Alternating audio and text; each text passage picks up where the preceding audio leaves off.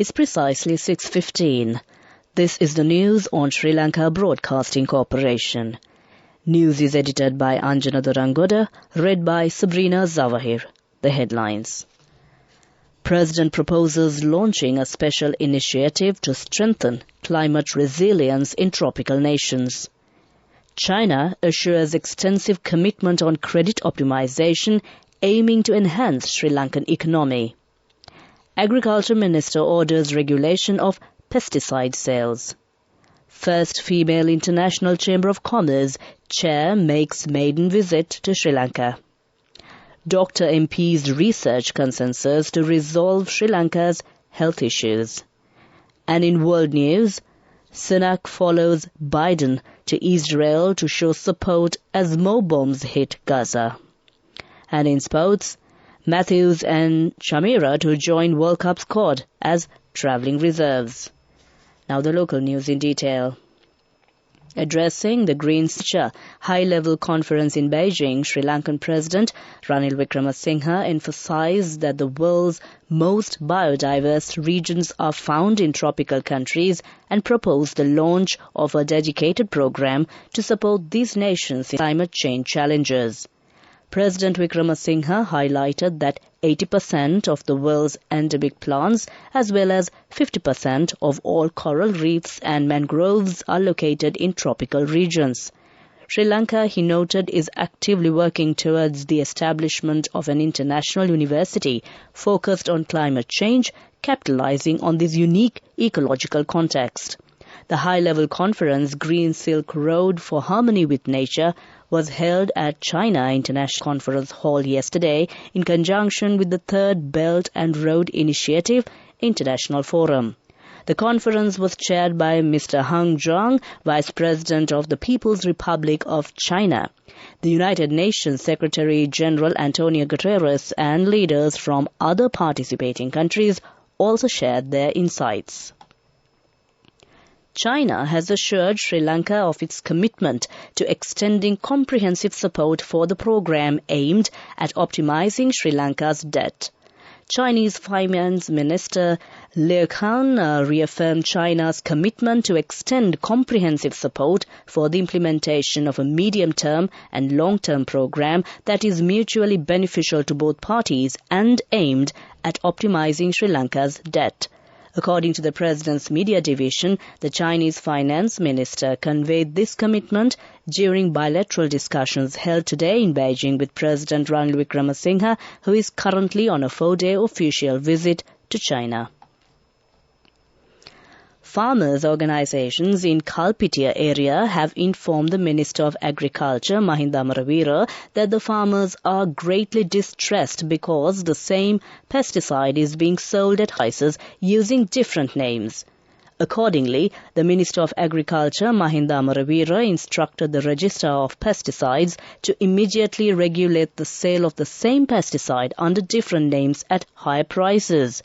Farmers appraised the minister of this problem when Minister Amaravira met with the representatives of farmers' organizations in Norachole and Kalpitia recently.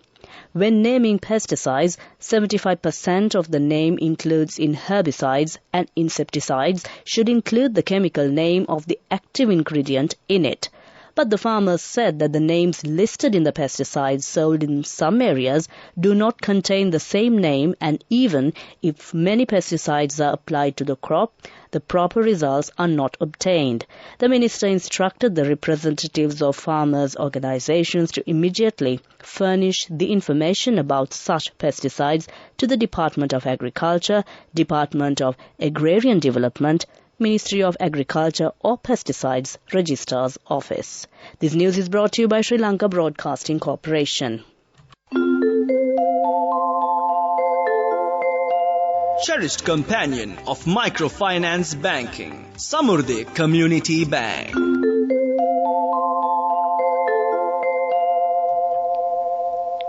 Continuing local news. The first female chair of the International Chamber of Commerce, Maria Fernanda Garza, has arrived in Sri Lanka last evening. Her first visit to Sri Lanka will reportedly encompass meetings with business and government leaders. The ICC is the largest and the most influential business organization globally and represents 170 countries with a corporate membership of 45 million companies. ICC Sri Lanka plays a significant role in trade and investment, arbitration and facilitation in Sri Lanka through its 10 specialized committees that speak with authority on behalf of enterprises from all sectors present in the country, including banking, insurance, training and education, finance, international relations and tourism, and the agriculture, SME support, entrepreneurship development, the release added. Member of Parliament Professor Channa Jayasumana states that the MPs representing both the ruling party and the opposition in the Parliament, who are doctors, have reached an agreement in order to be involved in resolving the prevailing crisis in the country's health sector. Professor Jayasumana pointed out that the relevant group of MPs held a special discussion yesterday pertaining to the existing health issues in the country with the representatives of the Government Medical Officers Association. He further mentioned that they had reached multiple agreements during yesterday's discussion. That ends local news. Your closest ally in microfinance banking. The front runner in uplifting low-income households, extending a hand to those aspiring to thrive. Your very own financial institution, Samurdhi Community Bank, with a presence of 1,089 branches throughout the island. Your closest ally in microfinance banking. Your steadfast financial partner, Samurdhi Community Bank. The main news story is brought to you by Sinhala Mahatmya. Prime Minister Dinesh Gunawardena informed Parliament today that all public servants who were nominated as candidates for the local government elections will be reinstated at state office branches in which they originally were before they handed over their nominations. Prime Minister further noted that the government has decided to mete out justice to those state workers who were nominated for the local polls. Therefore, the decision to place government officers who had given nomination to the local government election will be allowed to report to the offices which they were working in prior to their nominations. That was main news. The main news story was brought to you by Sinhala Mahatmya. In Watchlight, the National Water Supply and Drainage Board has announced a temporary suspension of water supply to several areas due to essential improvement work conducted by the Ambatale Water Supply Improvement Energy Conservation Project. The suspension will last for 15 hours, commencing from 5 p.m. on Saturday, October 21st, and concluding at 8 a.m. on Sunday, October 22nd. The affected areas include Colombo 11, 12, 13, 14 and 15. The board apologizes for any inconvenience this may cause to water consumers and advises residents to store an adequate supply of water in preparation for this suspension. That came to in Watchlight. Moving on to World News. Taking a look at the headlines of the World News, Sunak follows Biden to Israel to show support as more bombs hit Gaza. Nicaragua releases 12 Catholic priests and sends them to Rome. India launches new authorization plan for imports of laptops, tablets. Now the world news in detail. Israel pounded Gaza with more airstrikes on Thursday as British Prime Minister Rishi Sunak followed US President Joe Biden on visits to demonstrate support for war against Hamas while urging Israel to ease the plight of besieged Gazans. Mr. Biden spent less than 8 hours in Israel. He flew home on Wednesday night after having pledged support to Israel following a Hamas attack on October 7th. The rampage killed around 1,400 people.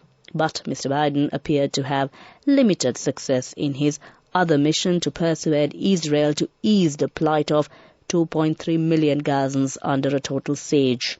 Since the October 7th assault, Israel has been bombarding the Gaza Strip. It said it wants to annihilate Hamas, the militant group that rules the enclave. That military action has killed at least 3,500 people, according to Gazan authorities.